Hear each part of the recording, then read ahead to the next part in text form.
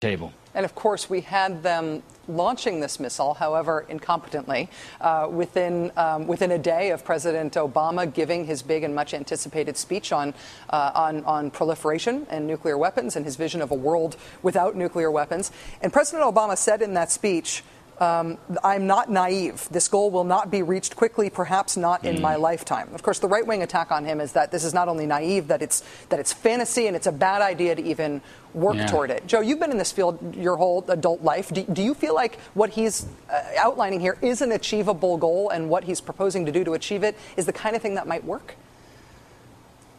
It is absolutely achievable, and in fact, I believe it is the only security course a nation such as the United States can responsibly take. I am flabbergasted at the one that people still listen to Newt Gingrich or John Bolton or people of that ilk, and the other is the nerve, as you pointed out, of them to declare this as a fantasy. We've just had 8 years of a fantasy foreign policy. The fantasy that we could promote democracy on the tips of our Marines' bayonets. The fantasy that we could overthrow certain regimes, and that's how we would stop proliferation. Every single proliferation problem the Bush administration inherited got worse, not better, under this fantasy foreign policy.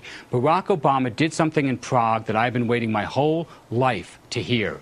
He fundamentally transformed U.S. nuclear weapons policy. He took all those standard arms control planks that you detailed, and he fashioned them into a new framework. What is the purpose of our nuclear policy? It is not any longer to maintain indefinitely thousands of nuclear weapons, some ready to launch in 15 minutes. The purpose is to eliminate nuclear weapons, to get rid of them everywhere, starting with our own arsenals, starting with Russia's arsenals, then folding in the other nuclear weapon states and building the kind of international cooperation you need to stop terrorists from getting these weapons, to stop new states from getting these weapons, to make this a safer, more secure world. That's not fantasy. That is the new realism.